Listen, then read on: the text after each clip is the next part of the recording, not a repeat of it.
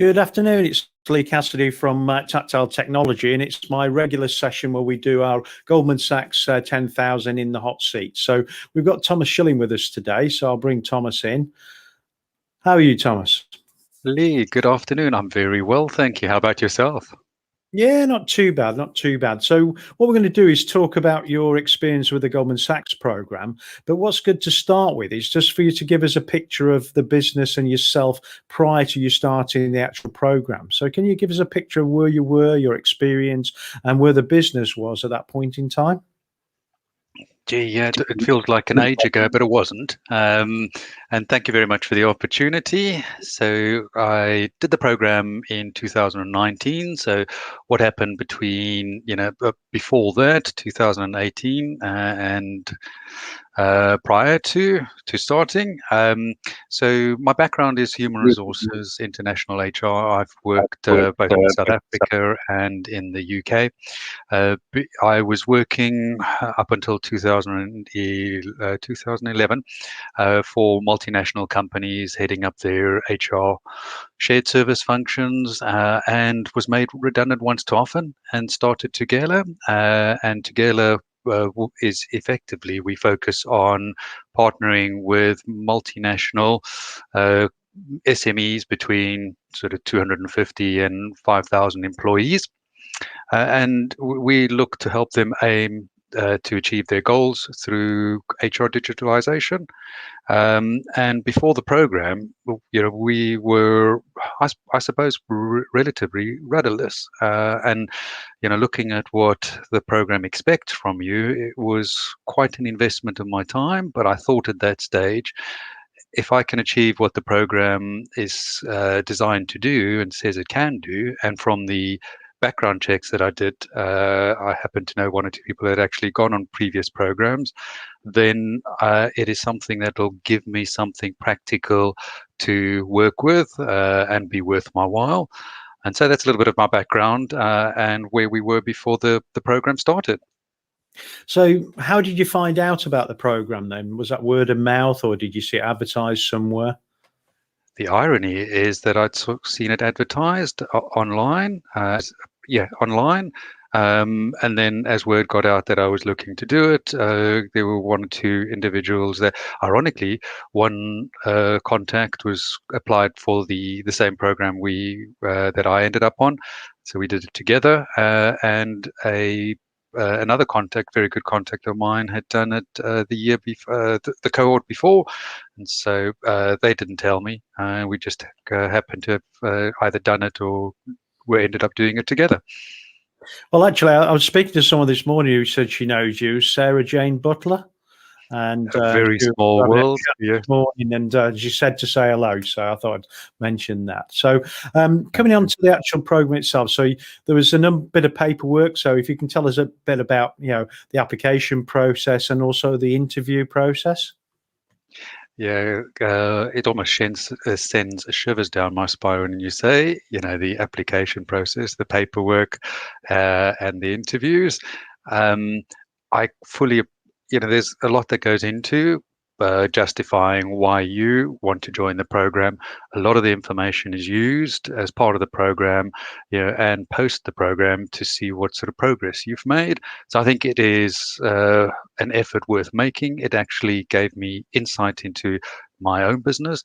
I can't remember why, Lee, but I ended up doing the interview over a video as opposed to face-to-face, even though this was pre-COVID. And even that was quite a grilling, but all for the right reasons. And I'm really pleased I went through that. And I'm pleased that everybody else that ended up on the program went through that, because it means that those that are on the program are there for the right reasons. Yeah, I'm going to say my experience was very similar. It was a very large amount of information to provide in the forms to apply, but it was definitely a grilling, the interview. Hopefully, this is not going to be as bad next week. You promised it wouldn't be, so I'm going to hold you to it. I did promise, and I'm going to work on that. So you went through the process. You were accepted onto the scheme, onto the program. Where did you kick off? Did you have a residential at the start of your session? Where encouraged you to do that? And tell us a bit about some of the other business that are involved within your group. Thanks, Lee. Yeah, I've realized over time, and I think, what you went through, and I'd love to hear yours in comparison to mine, is the whole program has evolved over time. And so, it started off in 2018 back end with the interviews. And then early in 2019, we went on our first residential in Leeds. And then that was comprehensive. I think that was 4 days from memory. And then we had a further 2 more sessions in Oxford, which were really good. And then we also had our graduation out in Oxford. And since then, we've had another opportunity. I think you might have even gone to the same one, Lee. Just before the pandemic, there was a Bloomsburg event in London. So, in terms of the question, went through 3 sessions. They were really, really hands-on and useful. In terms of the businesses, I think the 90 odd business leaders were broken up into 2 cohorts, A and B. From memory, I was in B, and then I had a growth group of 7, and they were very different businesses. But that doesn't really matter because the principles are roughly the same. I think the big difference is whether you are a service industry or producer, unless you're in public sector or something like that. But most of these are commercial businesses. So we had a roofing business, we had a marketing business, we had a business that produces enclosures for cats, which was very interesting, really successful business. We had a medical business that was also expanding internationally. I think I mentioned the roofing business. We had a marketing business, and we had a business that was focusing on. Now, how do I best explain this, Lee? The cleaning oils and the like, which get reused, and so they purification of oils, essentially. Yeah, it's a very diverse group. Sustainable or recycled fuels or other things as well. Yeah, exactly. Yeah, the question really is about, because a lot of people think that the businesses that do these kind of things are all the same, but actually they're very varied. We had food businesses, we had someone who ran a fitness business around cycles, that's spin type classes. We had all sorts of different, including a deli in London, a deli cum cafe. But really, if you think about it, when you start the experience and go through the modules of it, it's all very similar, isn't it? For every business has issues around finance, issues around HR, issues around managing people and process, operational pieces as well. So a lot of it's very similar. It doesn't matter whether you manufacture a widget or fix some kind of utility system, like water pumps and things. It's all the same. The business runs in the same way and it involves people, so it's very, very similar. So tell us about the modules then. So which were the key modules that you did over that period that really were made a biggest impact for you individually and also for the business? Yeah. A really good question. I think they all had an impact, and they literally covered every aspect of business. I would equate this, and I have a commercial degree, but never did an MBA. I almost feel like it was a really practical general MBA, in the sense that you went through, the finances, you went through the people management aspects, you went through supply chain management. And all of them were relatively comprehensive. We spent a lot of time on the finance modules, and I think there's good reason for doing that. And the beauty of it, and if you just use the finance ones, but you can equate that to the supply chain modules, the people modules, and the like. They were all really practical, and they gave you tools that I still use today. Actually, I think the thing that I got from the course, there are a lot of things that I got, but in relation to your question, was it all fed into the key elements of a really robust, good business plan. And I think probably like you, Lee, and I don't know whether you still refer back to it, but I do. I walked away after having presented my business plan, and it was shredded. But as a growth group, we've got lots of really good feedback, food for thought, some good direction and the like. Our growth group leader was extremely helpful with the one-to-one mentoring that we got there. But I think ultimately all the modules we went through helped me build a business plan that I still refer back to today. And how did you take that learning then and bring it back to the business? Did you do it gradually as you went through each module and incorporate those into the business, or did you wait till you got to the end of the process and incorporate it at that point in time? So I think you make a really important, pertinent point, because it's not static information, and it's not, as a business leader, you're never going to be successful in achieving the goals you put on paper without bringing everybody along on the journey. And at that stage, in terms of a management team, it was just myself and the finance manager, and I used her extensively as a sounding board, and also made sure that, in terms of somebody who knew the business inside out, that this wasn't pie in the sky type of material. And then we used to have monthly town hall meetings. In fact, we still do.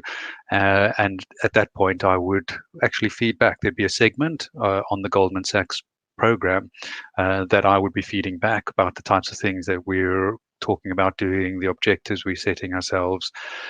Because at the end of the day, I walked away from there, Lee, being very clear about our unique selling proposition. And I wanted to make sure that colleagues agreed with that, and that in fact that they had the opportunity to feed into that.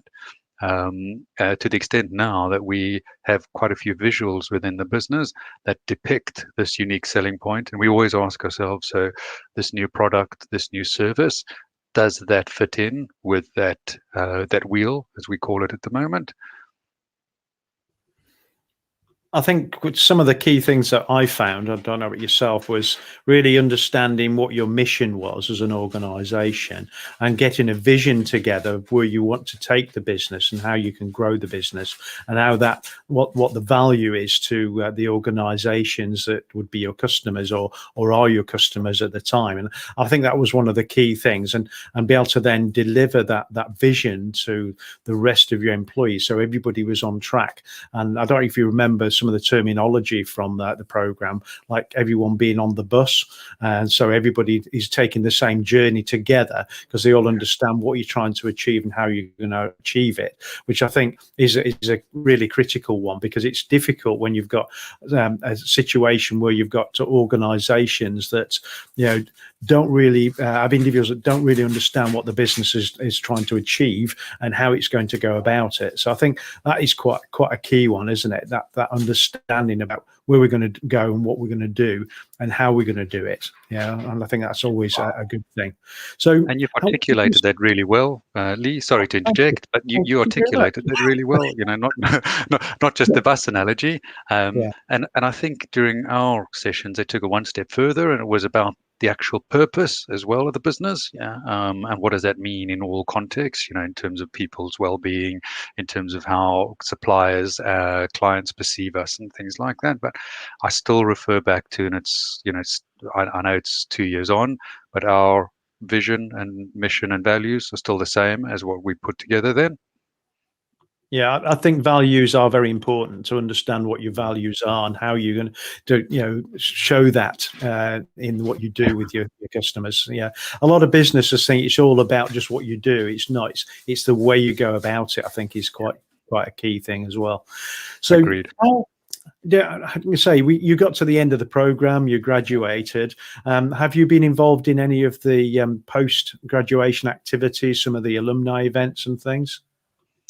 So the only event per se that only event, because since the pandemic and sort of hit us last year March, everything's gone online, and the same's happened with the program, which I can hold my could take my hat off to them for the efforts that they've gone to carry on with the program.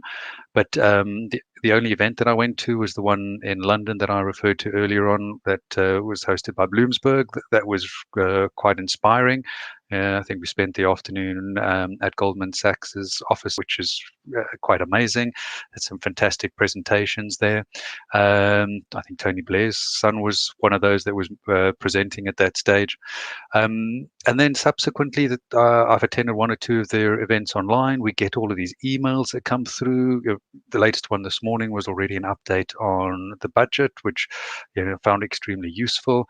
And then right at the early stages, and I think they've done it subsequently, they've offered one-to-one coaching free of charge to alumni like ourselves. And in the early days, I took up that offer, and not having a non-exec director or a board that where we can support each other, I find that immensely useful, just to have a sounding board or somebody to check my understanding, and also just to be sort of that critical friend.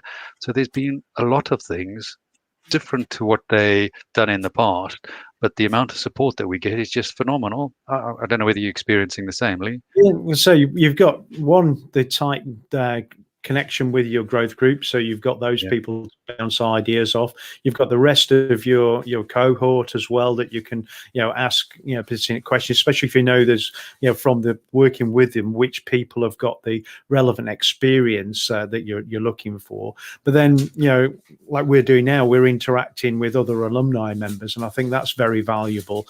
And one thing I've found is getting to know what other people had done afterwards. And one of the things I did, I got involved with the Advanced Services Group at Aston University, and I'm now a visiting industrial fellow at Aston Business School on the back of the activity we've done the last 3 years. And a lot of those kind of interactions, you find out about things that you would never know about, and you point in the right direction, give them the right contacts to be able to take it further, which sometimes it's just knowing where to go and who to speak to is the challenge, isn't it? And once you've got there, you can get so many questions answered or to move forward with your business. And I think it's really, really useful, the alumni activity. No, I totally agree, and I share your sentiment. And so we have a WhatsApp group with the whole cohort A and B, and it's active. And in this fast-paced, ever-changing world, the amount of questions and support and answers that we get, has been phenomenal, over and above the types of things we've just spoken about. But just the mere fact that you and I are in two different cohorts, but yet we ended up speaking to each other is just wonderful. So we've talked about the past. So, what you did before the program itself, what you've done and how it's helped you to this point. How do you think that the program has impacted your business to this point, and what are the plans for the future? Affected the business in an immensely positive way, Lee. I no doubt that we wouldn't be where we are today if it wasn't for the program. Just the mere fact that it gives you the direction and confidence you need to move things forward. Never mind some of the options we've spoken about, such as what can financing do for your business? What is your propensity to risk? And then, your growth groups and the like, talking about other alternatives or options, driving you forward. So we'd set out, we were a single product provider. We sell and implement Sage People, which is the HR system. And since then, we had set out to and achieved to broaden that product offering. So Sage People has some gaps in the HR space, such as payroll, learning management, applicant tracking system, and the list goes on. And those are the types of products and services that we then have looked to align ourselves with in terms of strategic partnerships. We've signed a partnership with MorePay. So we offer cloud-based payroll services to UK clients, and that's started off the beginning of last year. That was in the growth plan, and I'm pleased to say that that's going well. We'd also set out to partner with a learning management provider, which we did towards the end of last year. So Talent LMS is now a partner of ours, and we sell and implement the system and support the system, because ultimately that's where we add the value as a service provider. We take the system, make sure that it meets the client's requirements, set it up to meet those requirements, and make sure that they're supported on an ongoing basis. Because the businesses don't stand still, and therefore systems can't stand still. And then we've got a host of complementary services that we plug in as well, which was all in the growth plan. We were, I think, 10 employees through the program, and we said we'd grow our headcount. We're now 19. And then there was planned year-on-year growth, and I was looking back at the targets versus where we are now. We're a little bit behind where we are, but at least we're heading in the right direction, which is a lot to be said for under these circumstances. That's what I was going to say. Do you think the work you did has actually helped you get over the last year where a lot of businesses find it very difficult?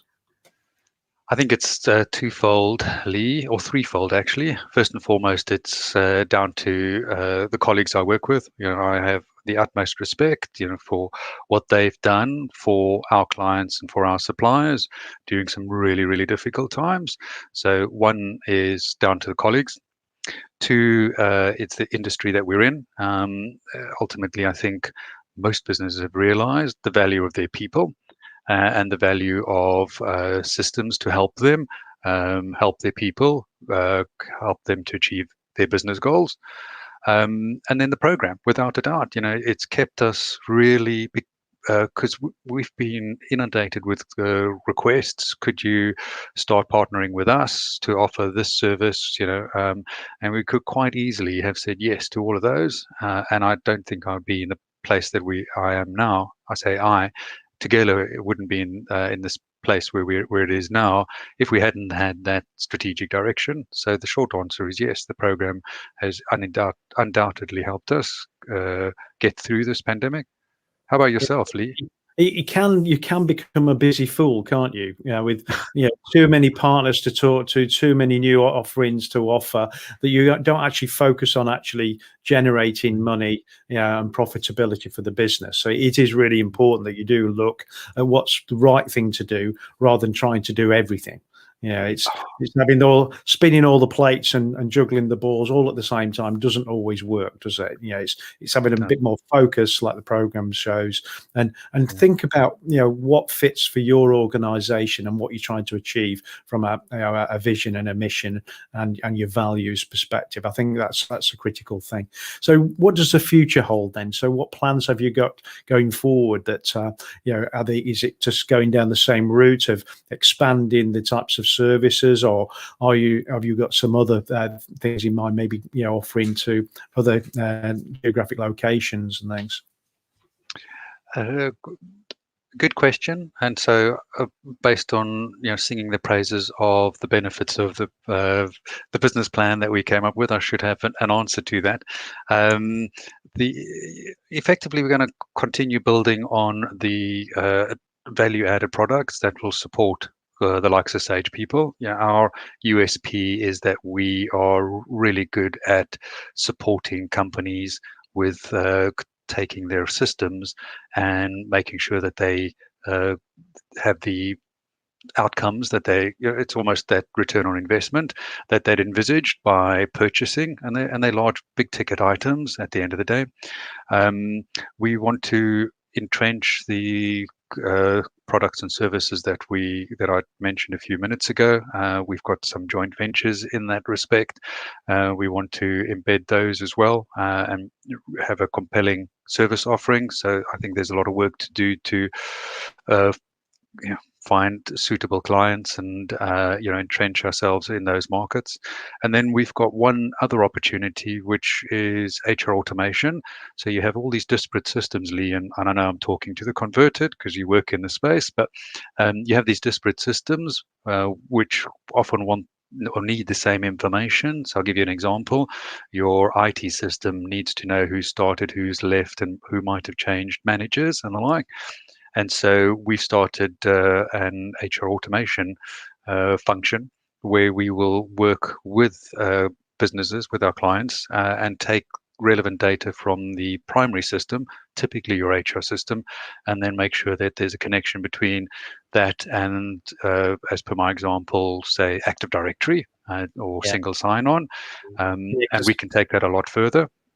yeah, because there's a lot of automation that can be done, coming from that world, and we sit in two areas: the automation or integration between systems, so taking data from one to the other and vice versa to make sure they're in sync.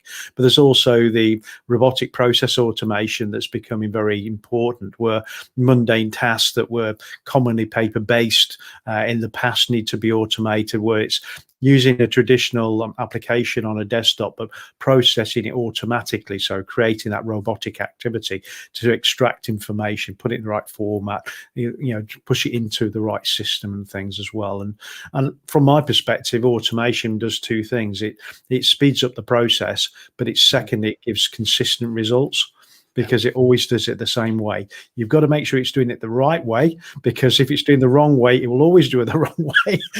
but as long as you've got it correct, it's a good thing to have. So very, very good. Well, Yeah. it sounds like the program's been very good for you and for your business, and we're trying to promote the program because we think it's something that everybody should, as long as they've got the right business at the right point in time, should have a look at. And we think, based on yours and my our experience of it, it is a very good program, and it benefits everyone. And everyone I've spoken to says the same thing. So I think it's really good there. But also, we need to promote your business. So, do you want to tell everybody how they can get hold of you, and tell people about the type of service that you're offering at the moment that might be of interest to them? Thank you very much for the opportunity, not just to talk about Tugela, but also to talk about the program. I think it's a really great initiative from your side to invest the time. And like you, if anybody wants to talk to me about my experiences on the program and the benefits that I've had and how they can prepare themselves, what are the realities of the program, be more than happy to talk to them about, all of those questions and any others that they might have. So just in terms of the business, I think I started off by saying that we support typically multinational businesses. If you take a step back and just indulge me for a minute, Lee, when I got made redundant in 2011, I thought to myself, what is it in the marketplace that could use the skills that I have, which is all about taking HR data and HR systems, making them work for the business at the end of the day to help the business achieve its goals. And I realized that the market is moving in such a way that a lot of medium-sized businesses are working in the international space, and that with that comes a heck of a lot of complexity. Never mind time zones, multiple languages, multiple requirements, terms and conditions, and the like. And so that's where we looked at building cloud-based systems and partnering with cloud-based providers. You're always going to be on the latest release. They allow for easier integration. They're relatively straightforward to maintain, which is, one of the USPs of our primary product, Sage People. What we look to do for our clients, we do that with all our systems, is make sure that it's set up to meet the requirements of the client. And that can be as simple as, these are my current absence rules and holiday rules, making sure that the system is set up to manage those absence rules accordingly, through to empowering companies to actually maintain and run their own systems and enhance their own systems. And the beauty of these cloud-based systems are that they allow companies to do that. And so we've got a lot of examples where clients have weaned themselves off consultants like us. Unlike an SAP or an Oracle or Workday, you're always tied in with consultants who are doing a lot of coding and the like. This is almost what you see is what you get. So, clients that typically come to us are ones that say, we're doing all our work on spreadsheets, all our systems don't talk to each other, or we can't maintain our own systems. What systems could you recommend? And we typically work with best-in-breed cloud-based systems that would help address our complex environment, the types of things I just spoke about: multiple language, multiple terms and conditions. And then, once the system's implemented, what else can Tugela do to fill the gaps in areas that the primary core HR system delivers really good results, and secondly, in terms of supporting us enhance the system as the system gets upgraded or our business needs change. And those are the types of things that we're happy to have conversations with clients to see where we may be able to help them, and how they can get hold of us. Relatively straightforward. It's tugelapeople.com, Tugela people.com, all one word. And if you want to email me directly, the easiest is just to email admin, ADIM, at tugelapeople.com, and that should get to me. And what we'll do is we'll put a post of those contact details into the LinkedIn post afterwards as well, so people can get a hold of those and contact you if they need be. Well, thank you very much for joining me today. I think it's been very eye-opening to understand how you've been through the program. A lot of synergies with myself and other people that we've had on the sessions each week on a Thursday. So really pleased that it's been a benefit to you and your organization, and I wish you luck for the future. And if you follow that growth plan and keep focused, I'm sure everything's going to be really rosy for the future for you. That's very kind of you, very kind words. And Lee, thank you very much for your time. Really enjoyed it as well, and look forward to catching up soon. Okay, thank you very much. Take care, Lee. Speak soon.